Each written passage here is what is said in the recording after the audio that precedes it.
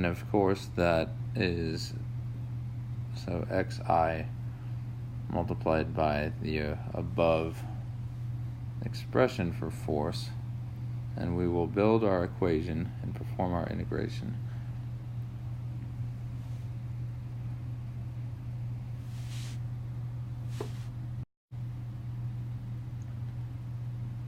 Alright, so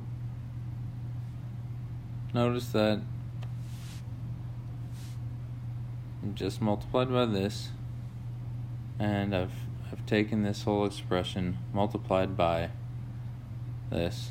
I put it down here so I can have some more room. So I have force multiplied by distance, which is equal to work. We've also got distance inside here, and that's an artifact of describing the radii of each of these hypothetical disks in terms of that distance. And that's really useful. And without going into all of the details as far as setting up a Riemann sum to calculate all of the work involved in moving individual disks, what I will say is, for each disk, this distance that the disk moves changes a little bit. This distance increases. So this distance up here slowly increases as we go down here. And in fact, as far as making the disks go, we start from 2 meters down.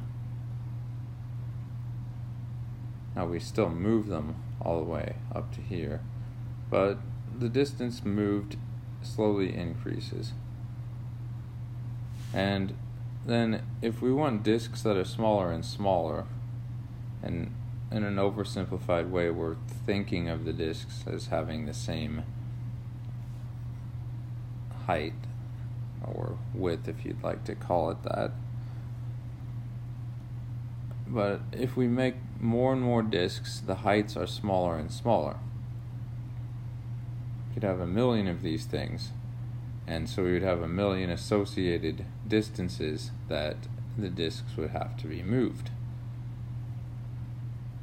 So it's important to express this in terms of these distances changing as we choose number of disks to be smaller and smaller, as we choose smaller and smaller delta x.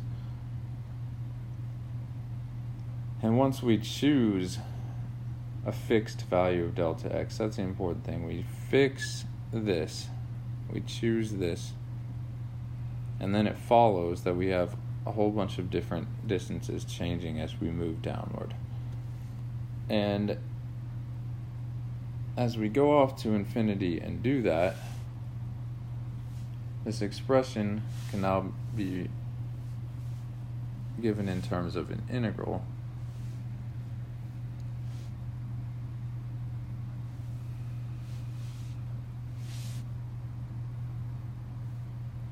And xi will be our variable that continually changes. So instead of an index associated with every disk, we're continuously changing. So I'm going to write the parts in here that contain continuously changing components.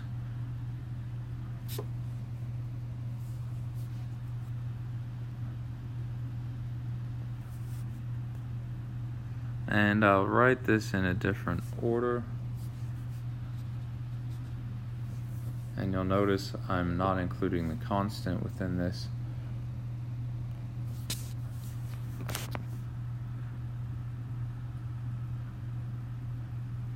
So we have dx rather than delta x. The differential dx has to do with representation of the limiting process of choosing smaller and smaller disks. And So let me erase, as I was talking about, let me finally erase the subscripts, because they're no longer individual. Like I said, we're just continually changing. And I'll just write this real quick.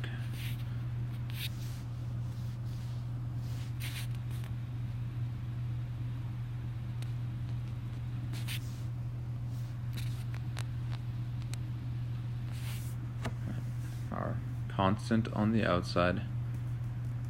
And where do we integrate from?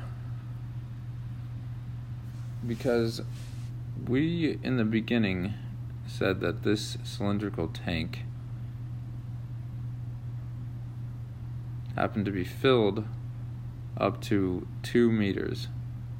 So we're moving the liquid, and now we're going back to actually calling it liquid, because that's what we started with, and liquid water. We're moving this liquid all the way to the top of the tank. And ideally, we're saying it takes no more work to get rid of it. Just imagine it vanishing or something. So, filled up to 2 meters,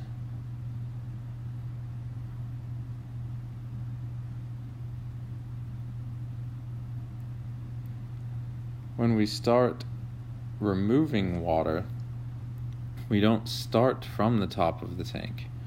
We start 2 meters down. And so from 2 meters below the top all the way to 10 meters below the top, we continue this integration process.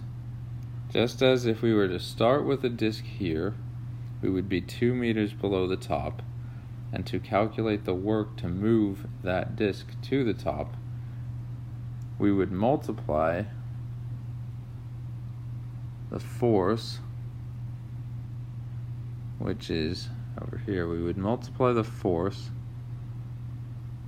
required to statically hold the disk at this 2 meters below by the distance that we move. So the very first disk, when we start off, we're multiplying the force calculated by a distance of 2, because we're not calculating any disks up here. The water is only filled up to this level. And so, since this starts at 2, this starts at 2, once we do our limiting process and get the integral, our continuous variable, the smallest it could be, is 2. And so the smallest it can be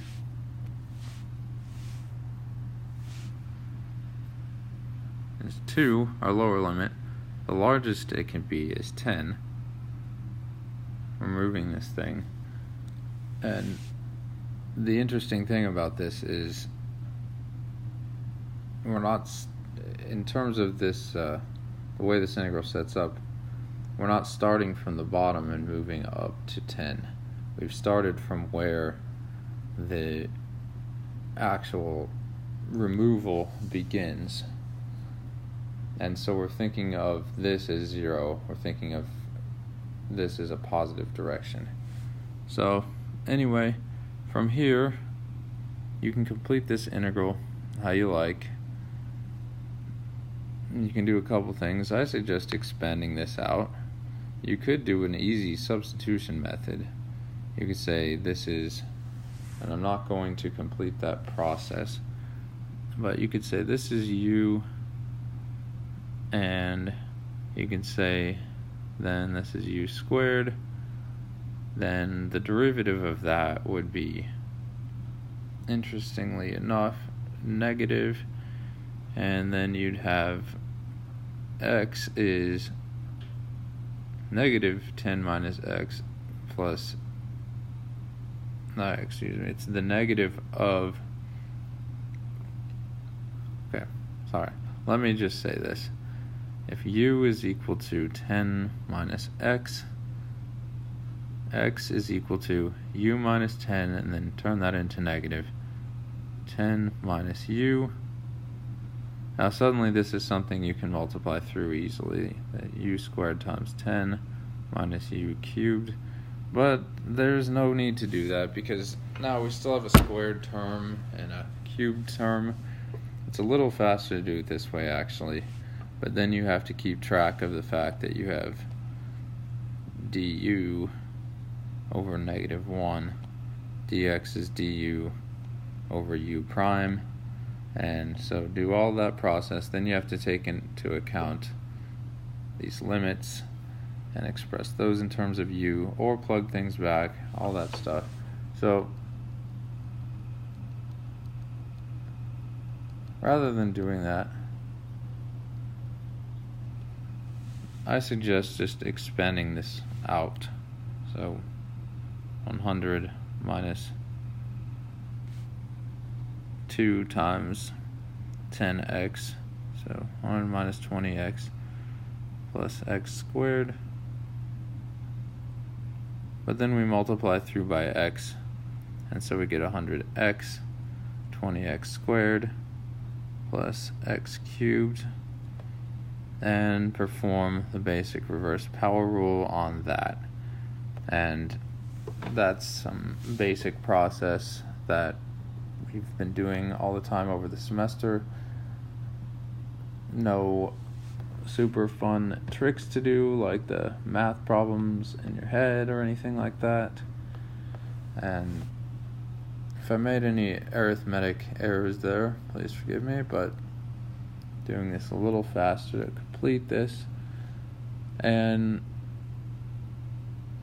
our final answer, remember, when you do this integration, you will be multiplying by this constant at the end. And so just keep that in mind. You're going to end up with, after doing the integration, 1568 pi, and the integration process will end up getting us in a nice fraction form 2048 over 5. This I've written down, so I haven't done this in my head. And actually that's 2048 over 3. And we've been doing this in the SI metric system, so this is in joules. And so an approximation, rather than having all of this stuff, it's about 3.4 by 10 to the 6th joules. And the reason I do this is because this becomes a very, very, very large number, and it would be a bit awkward to write it out that way. Now, if we wanted the exact value, we could do that and have division by 3, but it wouldn't work out to necessarily a whole number, or it might. You'd have to explore that. But the biggest concept here is getting everything in terms of this so that we can perform the calculation and get our answer. So I'm done with this for right now. Please complete this process on your own, and please go back and try to do this problem without looking at the video, or try to do this ahead of the video, because without explaining this and all these words, you could do this in 5 or 10 minutes. You just got to practice. So that's it for today. I will see you in